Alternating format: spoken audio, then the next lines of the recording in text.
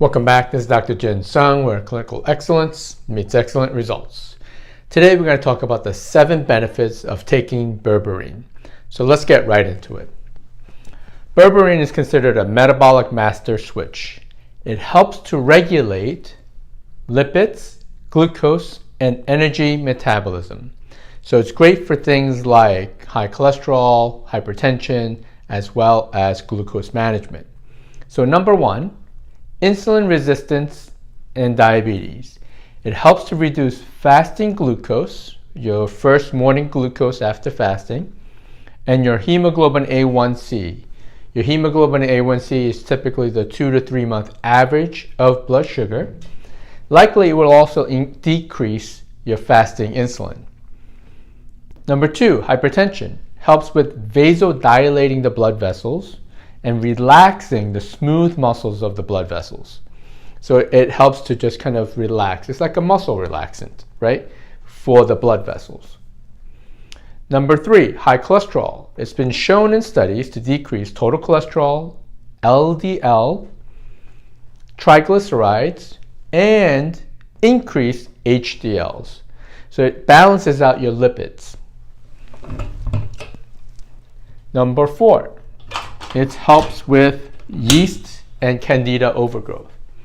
Now, there's so many people who use prolonged use of antibiotics or frequent use of antibiotics due to sinus infections, UTIs, you name it. They do a lot of prescriptions for antibiotics. So a lot of people will get yeast and Candida overgrowth. Berberine is shown to attack the cell membrane in breaking down the yeast or Candida overgrowth. Number 5, PCOS, or polycystic ovarian syndrome. This is a syndrome where there's insulin resistance in women and there's an increased level of testosterone. So it helps to manage insulin resistance and menstrual irregularities, because most women who have PCOS might skip a month or very irregular in terms of their period. Number 6, SIBO, or small intestinal bacterial overgrowth. People don't realize that SIBO is actually the number 1 cause for what they call IBS. Now, there's a test called a 3-hour lactulose test that you can take, and it will show you if you have an overgrowth of either methane or hydrogen gases, which is diagnostic of SIBO. Now, there are other gases other than hydrogen and methane, but the test is testing for hydrogen and methane in the lactulose test. Now, it's been shown in studies to be just as effective as Rifaximin, which is the antibiotic they would use to treat people who have SIBO. So what they do is they did a 3-hour lactulose test pre and post, and it showed that berberine was just as effective as Rifaximin. I highly recommend people taking the Rifaximin along with the berberine to get a better benefit or better outcome with SIBO. Weight loss, great for metabolic syndrome.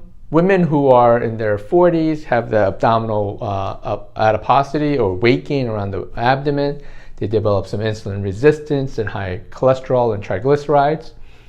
It's great for managing the insulin resistance issues and leptin, right? Leptin is what makes you feel full and satisfied. So it helps manage all those things. Now, I do not recommend stopping medications or taking supplements instead of a medication. So you need to talk to your physician about those things.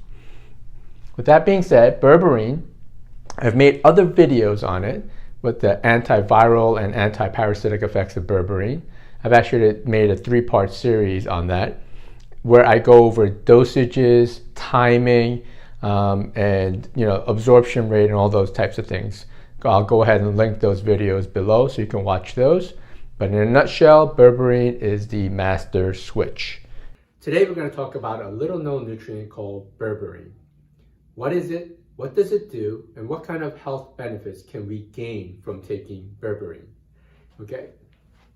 So if we look at the literature, berberine is actually an anti-parasitic, antiviral, antibacterial, antifungal, and it wards off diabetes, right? So it's an alkaloid, and it comes from barberry, golden seal, and golden thread. If you look at it, can we even take in enough berberine from these types of herbs, right? Probably not to make a physiological effect. So there are nutrients or nutrient companies that make supplements in concentrated forms of berberine or berberine HCl. So it does not affect lactobacilli or bifidobacter or bifidobacteria. What that means is that you can have antibacterial effects in the gut, yet it does not detrimentally affect the good bacteria in your stomach. So it preserves the natural bacteria in your stomach while getting rid of pathogens in your GI tract. Berberine is also an anti-sugar, right? So it helps with diabetes. So they did studies between berberine and metformin or glucophage, which is a diabetic medication, right? And they did a study with like 36 people, and they split them up. They had diabetes. So half of them got metformin and the half got berberine. The average reduction for both groups went from 9.5 and the hemoglobin A1C, which is your 3-month average of blood sugar, from 9.5 to 7.5. What that means is that berberine in itself is just as effective as metformin, which is a medication, in terms of reducing blood sugar. The other positive benefits of berberine is that it reduces cholesterol and triglycerides. So if you can reduce triglycerides, it also will have an effect on fatty liver.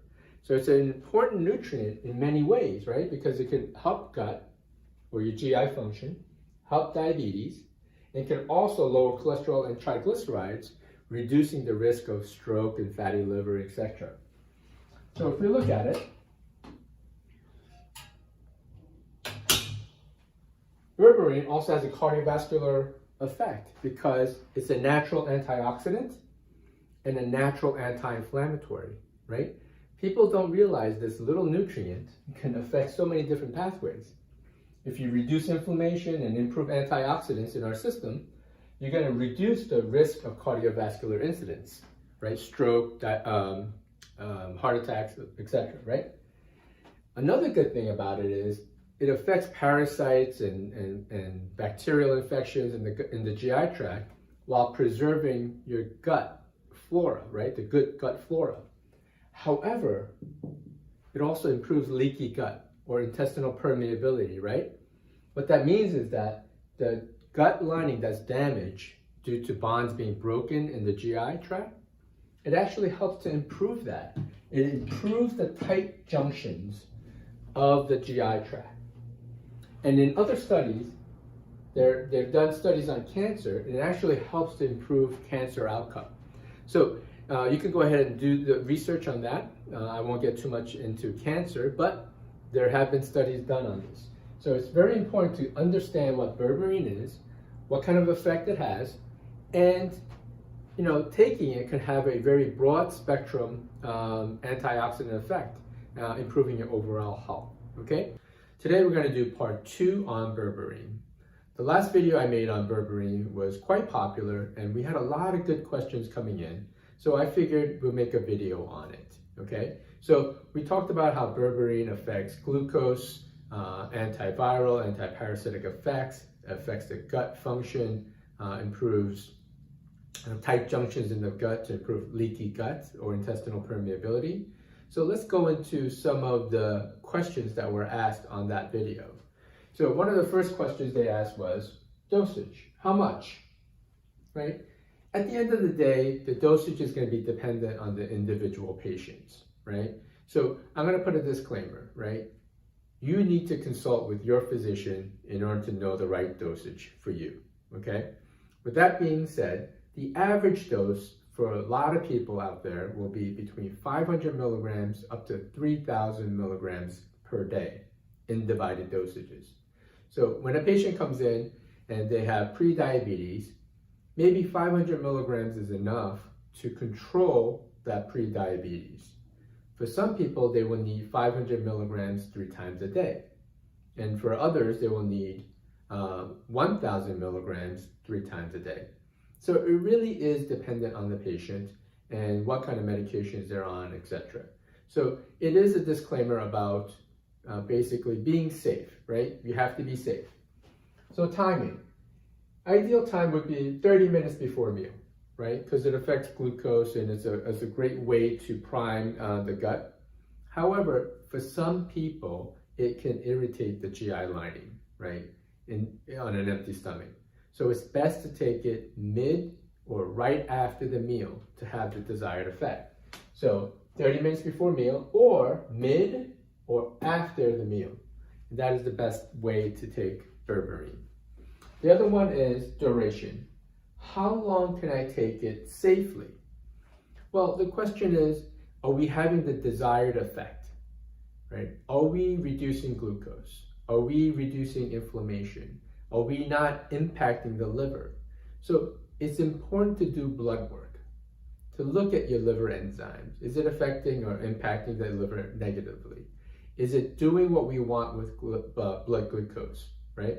So it's important to modulate or monitor your blood work in order to know the duration.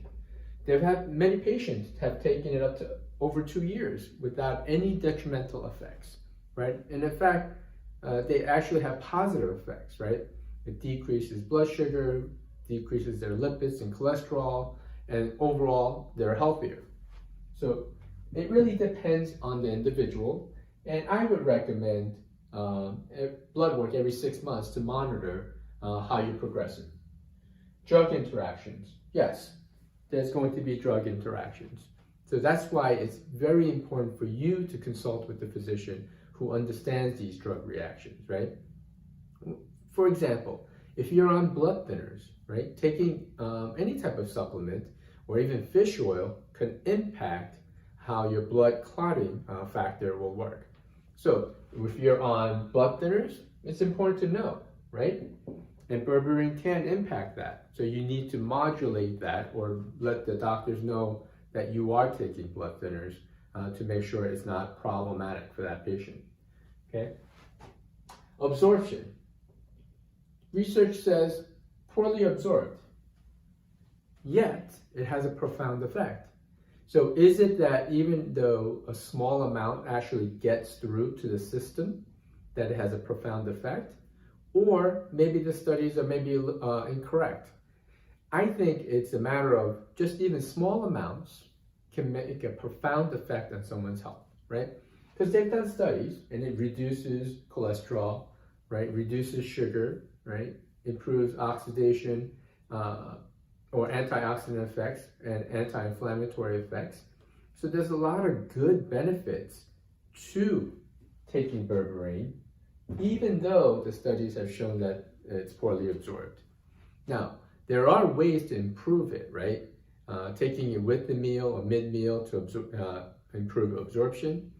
Taking it with a medium-chain triglyceride or MCT oil may improve absorption of berberine. So there are certain things you can do to improve that. There are actually even thinking about using IVs, etc., to help have a significant impact on berberine, okay? So these are the questions that we had, and although my answers are not clear-cut because it's really individualized, here are some basic guidelines. And again, consult with your physician before taking any type of herb, okay? So let's get into how berberine can work, right? If we look at this, berberine will impact AMPK, which is 5-adenosine monophosphate activated protein kinase. Big word, right? What does it do? Essentially, this is a metabolic master switch. It creates a homeostasis of sugar and lipid balances, right? So it impacts, the AMPK will impact hypothalamus, improving or balancing appetite or decreasing appetite. So it will help balance the hypothalamus to affect appetite, to normalize, to make it a homeostatic process. Muscle energy burning, right? It will impact that. Liver synthesis, balance of your fatty acids and triglycerides, right? It affects the pancreatic cells, the beta cells of the pancreas. And the beta cells produce insulin. And that's how it impacts insulin and how it impacts blood sugar. Also, adipose tissue, fat storage, and glucose uptake in the cells. So the AMPK will impact all these different things and becomes a balancing master. It's a master switch, right? So AMPK is impacted by berberine, right? So if you have berberine, that impacts it. But there are some things that you can take that makes it work a little bit better, right? Things like rosehip, burdock root, alpha-lipoic acid. Things you can do naturally is some sort of calorie restriction or intermittent fasting can also stimulate AMPK, and then vigorous exercise, right? So you can do some things naturally to stimulate this enzyme. It's not just about taking supplements, right? A couple other supplements that can be helpful is resveratrol and curcumin, right? Those supplements combined can have a profound effect on AMPK, helping balancing all of these and having a global effect on how the berberine or other supplements can have a profound effect on AMPK and overall health, right? So it's a lot to take in, and there's a lot of information coming out, but berberine has been well studied in terms of glucose modulation, anti-inflammatory effects, and overall health benefits. Today we're going to do berberine part 3, the antibacterial, antiviral, and glucose management supplement. We're going to talk about two things. One is interactions or adverse reactions, and the other one is absorption. So let's get right into it. Adverse reactions. For some patients, it can create some reflux signs and GI irritation. So it's important to look out for those symptoms. Some people, it can create constipation, nausea, and vomiting at times, and then hypoglycemic events. Hypoglycemia runs in a lot of different patients. So if you take berberine and if it improves insulin sensitivity and decreases blood sugar, your hypoglycemic symptoms may get worse. So with hypoglycemia, what do you feel? You feel lightheaded, dizzy if you miss a meal. If you can get angry if you miss a meal.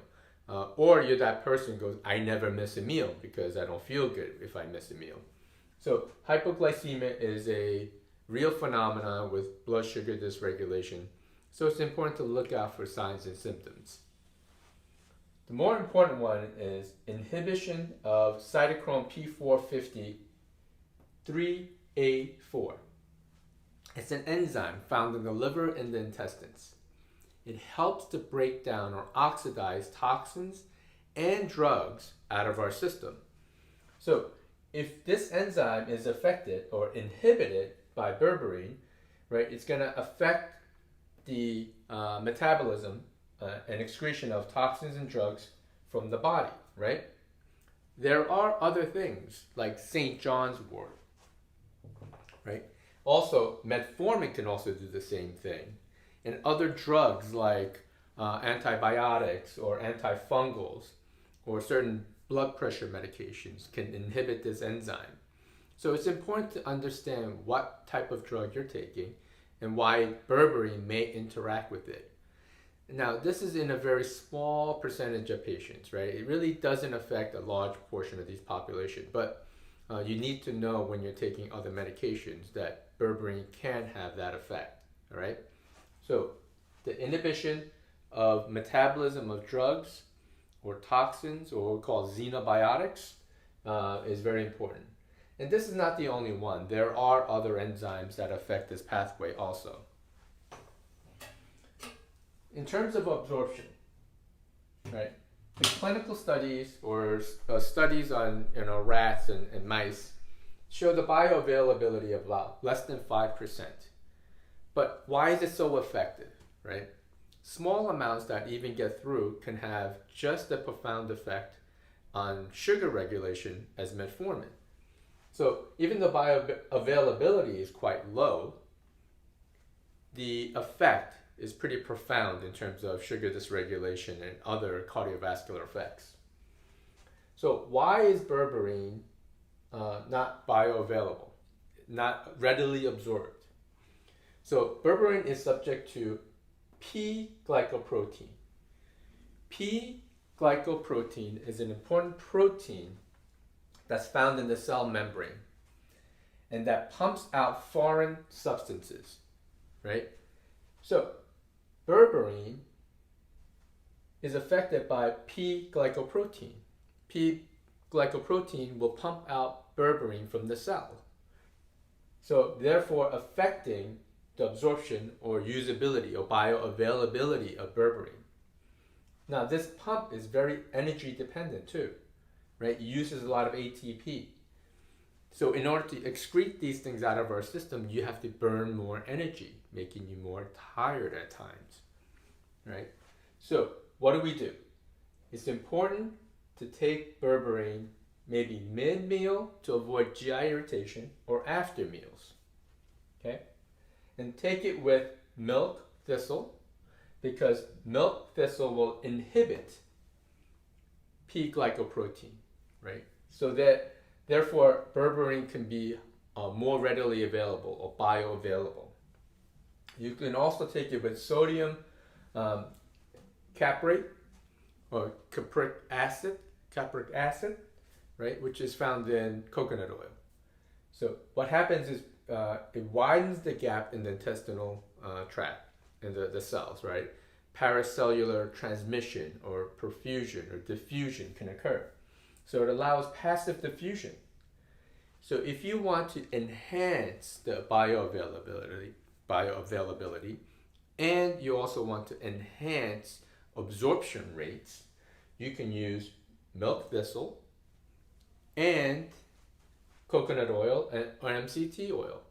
Now a lot of companies actually come out with berberine with MCT oil, right? And you can also search for sodium caprate or capric acid on our online store.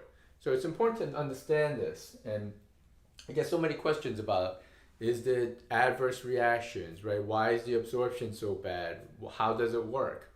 Well, this is how it works. And what you need to do is you need to individualize your treatment protocol. You have to be aware of these things. That's why we say talk to your doctor, because they understand the drug interactions with a lot of different medications, right? Or even your pharmacist. So it's very important for you to do that, all right? My name is Dr. Jin Sung. We're at Clinical Excellence Meets Excellent Results, and we'll see you guys next week on the healthy side. Have an awesome day.